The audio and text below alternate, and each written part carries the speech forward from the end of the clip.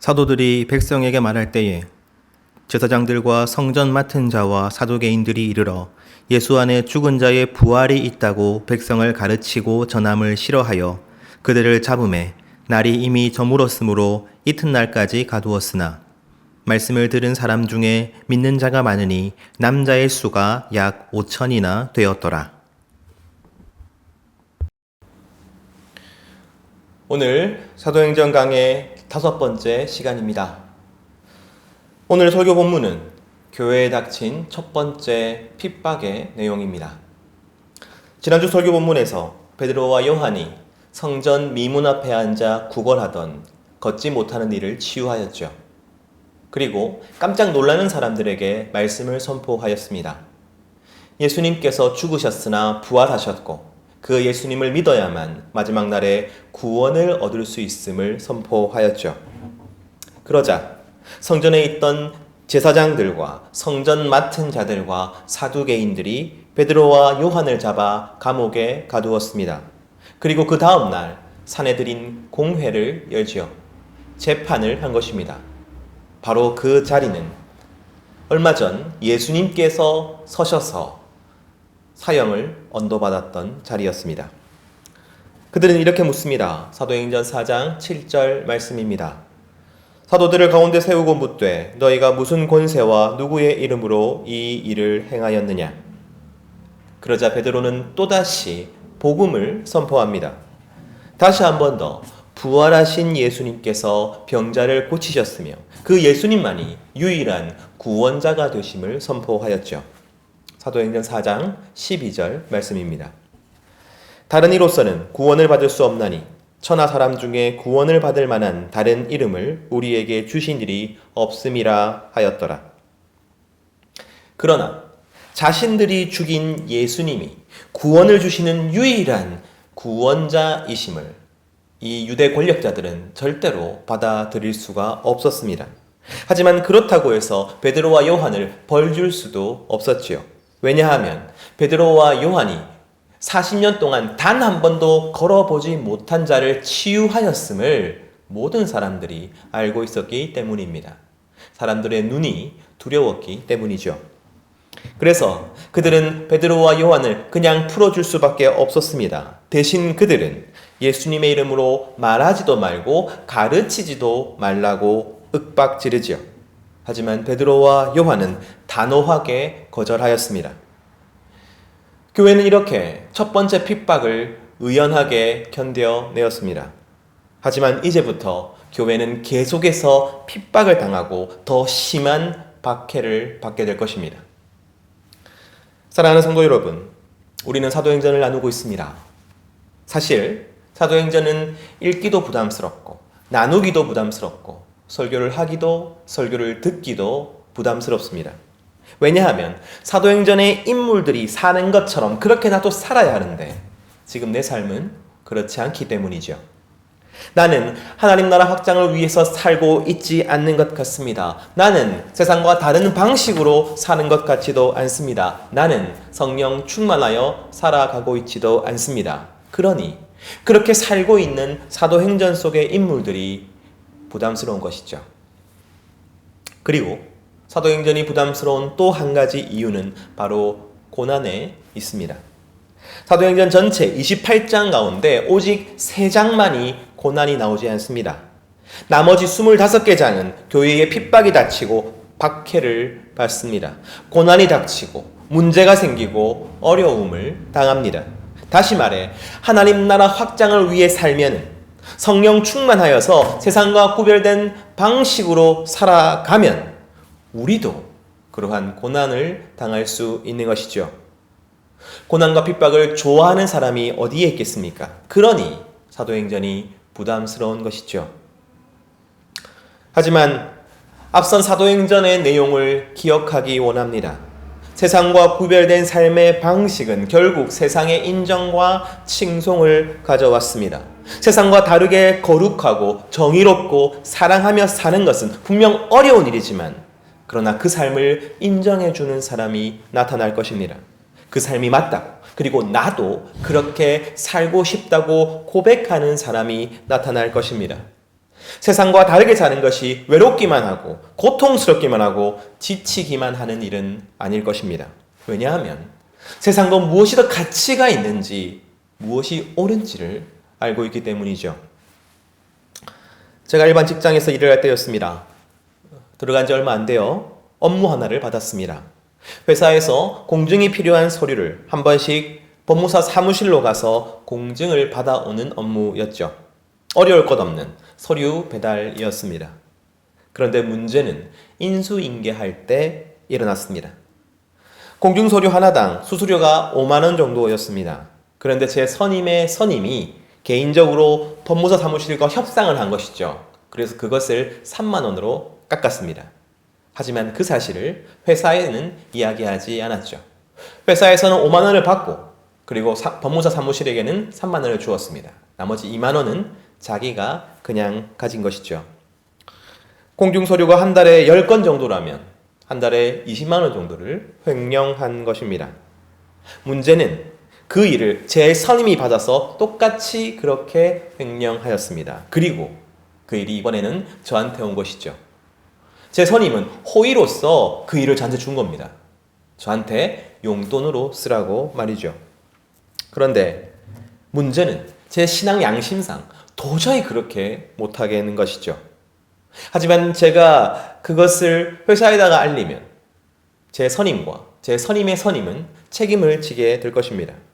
곤란한 경우를 겪게 되겠죠. 최악의 경우는 쫓겨날 수도 있을 것입니다. 그래서 너무 많이 고민했습니다. 그리고 제가 선택한 것은 그 일을 거절하는 것이었습니다. 죄송합니다. 저는 이 일을 하지 못하겠습니다. 계속해서 선임이 이 일을 맡아주십시오. 호의를 무시하고 분위기 파악을 못하는 사람이 되었습니다. 사실 제가 겪은 것은 믿는 자가 겪을 수 있는 가장 약한 어려움 가운데 하나일 것입니다. 성도가 당하는 핍박이란 다양한 방식으로 주어지는 사회적 압력이거나 관계적 압력이거나 그리고 실제적인 불이익일 것입니다. 저는 그렇게 욕을 좀 먹었습니다. 그리고 선임과 선임에게서 따돌림을 좀 받았죠. 하지만 여러분, 1년 정도 시간이 지난 후에 선임이 저한테 이런 말을 했습니다. 네가 옳았다. 네가 맞았다. 사실은 그렇게 하면 안 되는 거였다. 네가 재수는 좀 없었지만 그러나 나도 내게 동의한다. 사랑하는 성도 여러분, 세상과 다른 방식으로 산다는 것은 어려운 일이 맞습니다. 손해를 봐야 할지도 모르고 갈등을 일으킬 수도 있습니다. 왜냐하면 정직하지 않은 세상에서 정직한 것이 비정상이기 때문이죠. 이기적인 세상에서 긍휼히 여기며 사는 것이 비정상이기 때문입니다. 하지만 세상도 무엇이 옳은 것인지 압니다. 무엇이 바른 삶인지 압니다. 다만 그렇게 살지 못할 뿐이죠. 그래서 모두가 그렇지는 않겠지만 분명 누군가는 우리를 인정하게 될 것입니다. 바로 그것이 우리가 이 시대에 받아야 할 인정과 칭송인 것이죠. 물론 꽤 시간이 걸릴지도 모릅니다. 그동안 힘겹게 버텨야 할 수도 있습니다. 그러나 불가능한 일은 아닙니다. 그러므로 절대로 포기해서는 안 되는 것이죠. 하지만 사랑하는 성도 여러분, 여기 중요한 사실이 있습니다. 그 어떤 경우에도 핍박은 사라지지 않을 것이라는 것입니다. 사랑하는 성도 여러분, 다시 한 번 더 말씀드리겠습니다. 핍박은 사라지지 않을 것입니다. 우리가 세상과 다르게 선하고 정의롭게 산다 해도 세상은 교회를 핍박할 것입니다. 세상이 교회를 핍박하는 것은 우리의 삶과는 관계가 없습니다. 우리의 선택과는 우리의 행동과는 관계가 없습니다. 베드로전서 3장 16절 말씀입니다.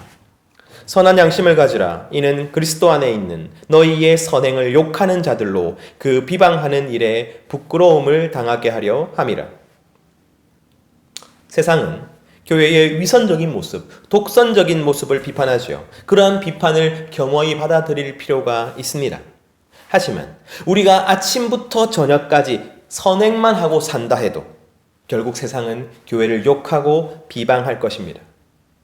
그 이유는 교회 안에 세상이 절대로 받아들일 수 없는 한 가지가 있기 때문입니다. 세상이 절대로 인정할 수 없는 한 가지가 있기 때문입니다. 바로 그 한 가지 때문에 세상은 교회를 핍박할 수밖에 없습니다. 그것이 무엇일까요?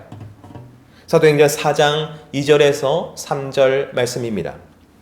예수 안에 죽은 자의 부활이 있다고 백성을 가르치고 전함을 싫어하여 그들을 잡음에 날이 이미 저물었으므로 이튿날까지 가두었으나.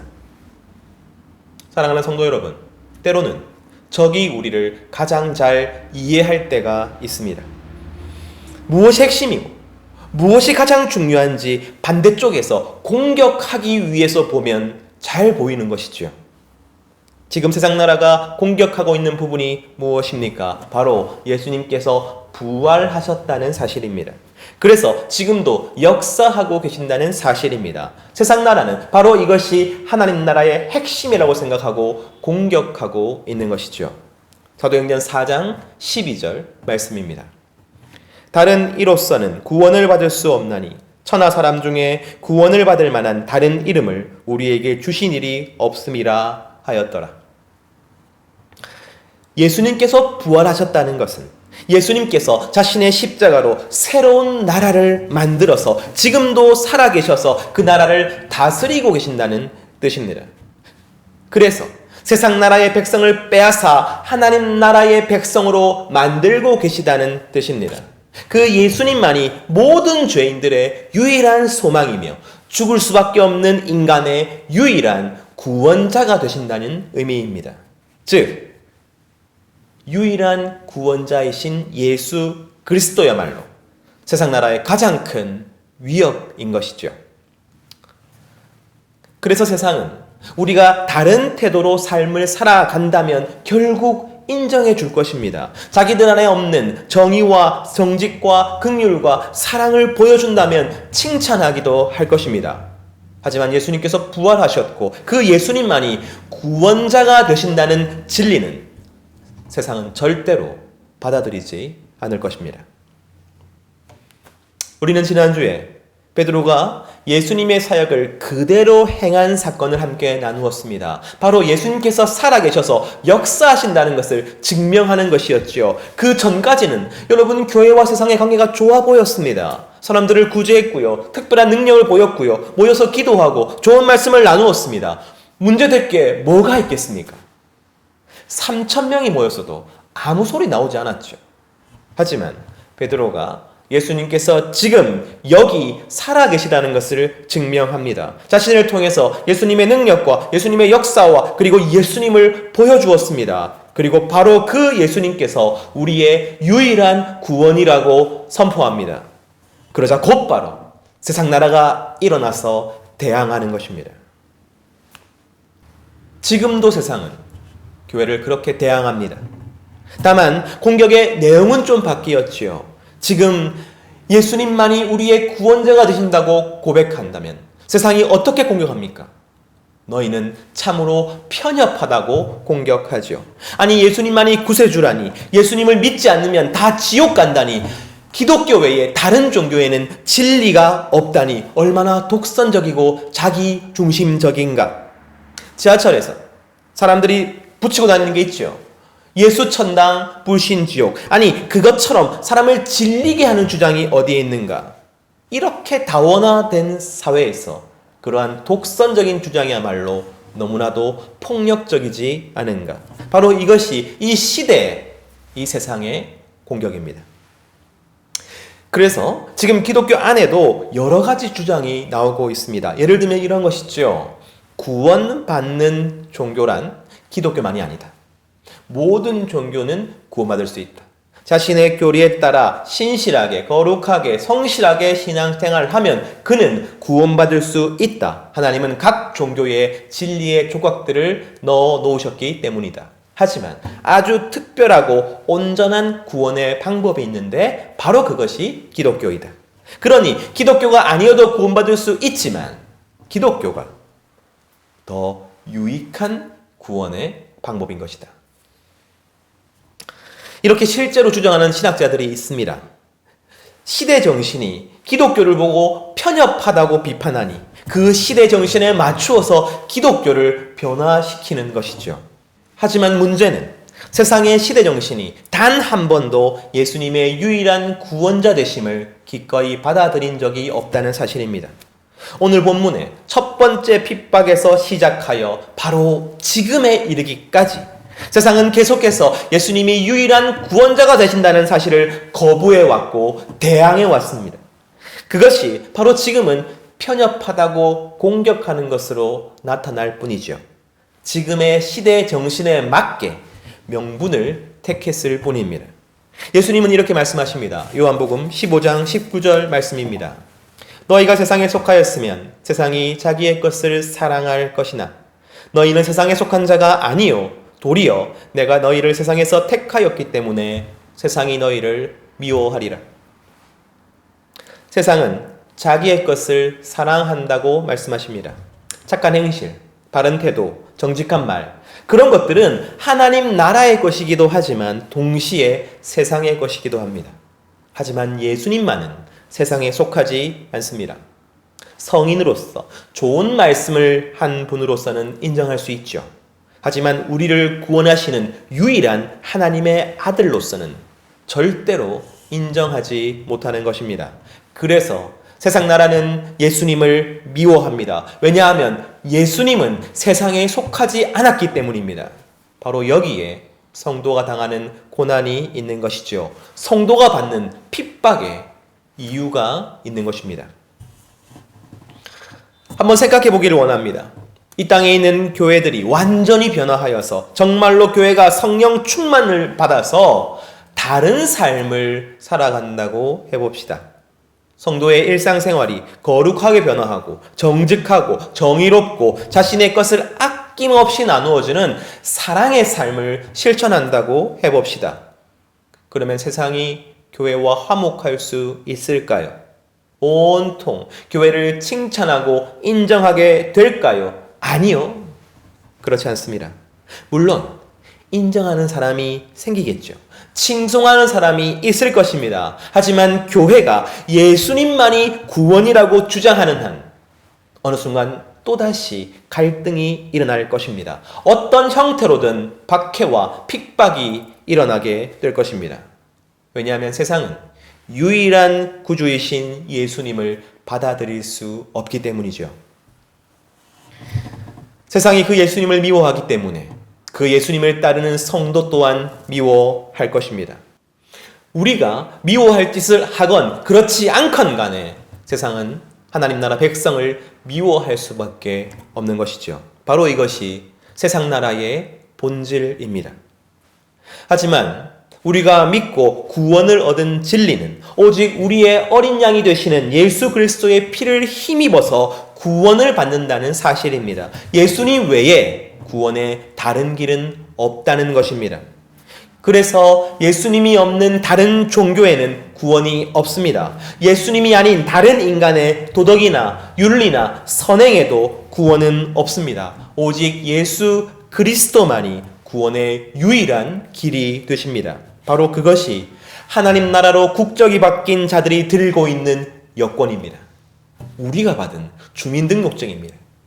다른 모든 것들은 있으면 좋은 것입니다. 하면 유익한 것입니다. 하지만 없어도 돼요. 안 해도 됩니다. 그러나 우리에게 없어서는 안 될 유일한 것, 우리의 국적을 결정하는 유일한 것, 바로 그것은 예수님께서 유일한 구원자이심을 고백하는 것입니다.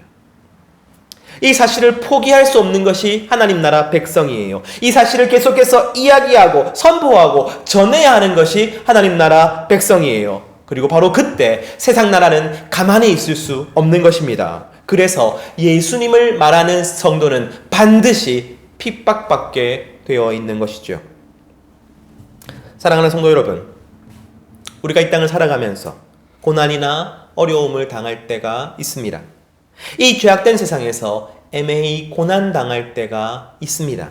그럴 때 우리는 간절히 기도해서 우리를 건져주시기를 소원해야 합니다. 또한 우리가 실수하거나 우리가 연약하여 받는 고통, 하나님께서 불쌍히 여겨주시기를, 그래서 하나님께서 도와주시기를 기도해야 합니다. 우리의 문제를 해결해 주시기를, 우리를 고난에서 건져주시기를 기도해야 합니다. 하지만 성도란 담대하게 고난을 추구해야 할 때가 있습니다.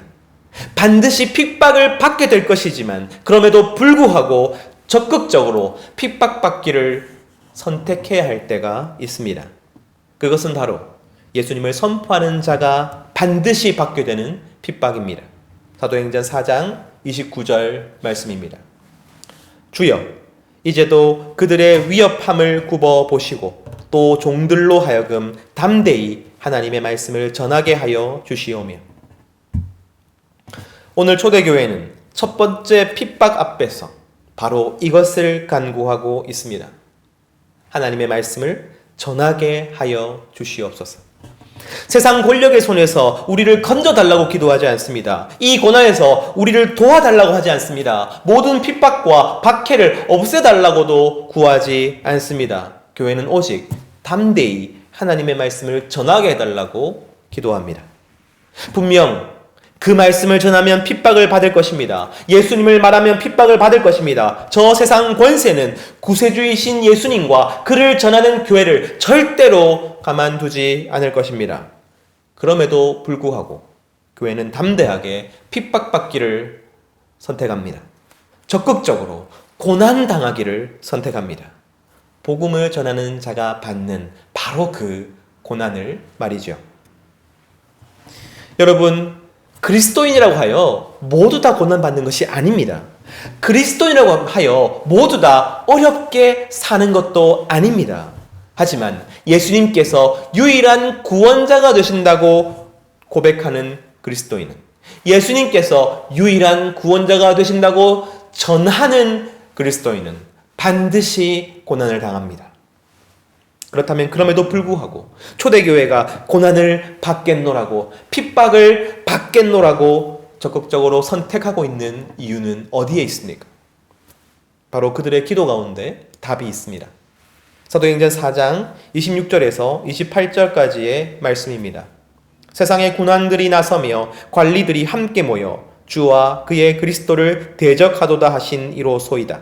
과연 헤롯과 본디오 빌라도는 이방인과 이스라엘 백성과 합세하여 하나님께서 기름 부으신 거룩한 종 예수를 거슬러 하나님의 권능과 뜻대로 이루려고 예정하신 그것을 행하려고 이 성에 모였나이다. 세상의 군왕들과 관리들, 즉 세상 나라가 예수님을 대적하였습니다. 그리고 예수님을 십자가에 못 박아 죽였습니다. 핍박이죠. 박해죠. 고난입니다. 그런데 28절을 보십시오. 그 모든 것이 하나님의 권능과 뜻대로 이루려고 예정하신 것이라고 말하고 있습니다.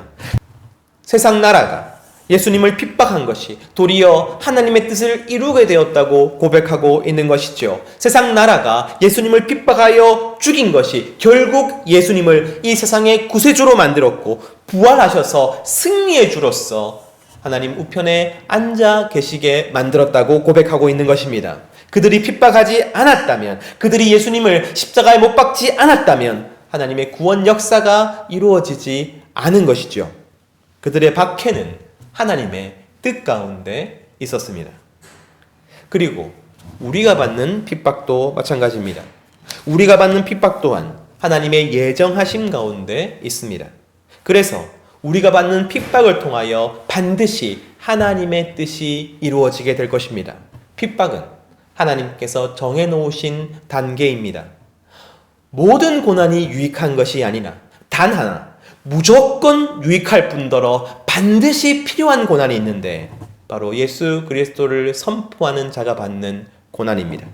왜냐하면 그 고난이 있어야 예수님의 구원자 되심이 더욱 널리 퍼지게 될 것이기 때문입니다. 그 고난이 있어야 하나님의 뜻이 온전히 이루어질 것이기 때문입니다. 예수님께서 그러하셨던 것처럼 담대히 고난을 선택하는 자를 통해 하나님께서 역사하실 것이기 때문입니다. 오늘 우리의 삶을 돌아보기 원합니다. 지금 나의 문제, 혹은 가족의 문제, 혹은 이 세상의 문제로 인한 고난을 당하고 있다면 그 고난에서 우리를 건져주시기를 간절히 기도합시다. 하나님께서 나의 이 고통과 슬픔의 근원을 치유하여 주시고 우리를 괴롭히는 모든 것에서, 우리를 억누르고 있는 모든 것에서 우리를 자유케 해주시기를 간절히 기도합시다. 하지만 한편으로 나는 지금 고난을 적극적으로 선택하고 있는지를 돌아보기 원합니다. 핍박을 피하는 것이 아니라 핍박을 적극적으로 선택하고 있는지를 돌아보기를 원합니다. 이 세상은 말합니다. 모든 것을 해도 된다. 다른 모든 것은 얼마든지 해도 된다. 하지만 오직 하나, 예수의 이름으로 말하고 가르치고 전하지 말라. 여러분, 그 앞에서 우리의 대답은 언제나 동일해야 합니다. 사도행전 4장 20절 말씀입니다. 우리는 보고 들은 것을 말하지 아니할 수 없다 하니. 고난이 있다 해도 우리는 보고 들은 것을 말하지 아니할 수 없습니다. 핍박을 받는다 해도 우리는 보고 들은 것을 말하지 아니할 수 없습니다. 바로 이 고백이 우리 안에 있기를 간절히 소원합니다. 바로 이것이 하나님 구원 역사를 이루어내는 성도입니다. 하나님 나라로 국적이 바뀐 성도의 합당한 삶인 것이죠. 우리에게 바로 이 한 가지 고난이 있기를, 담대하게 핍박을 받는 성도와 교회가 되기를 간절히 소원합니다.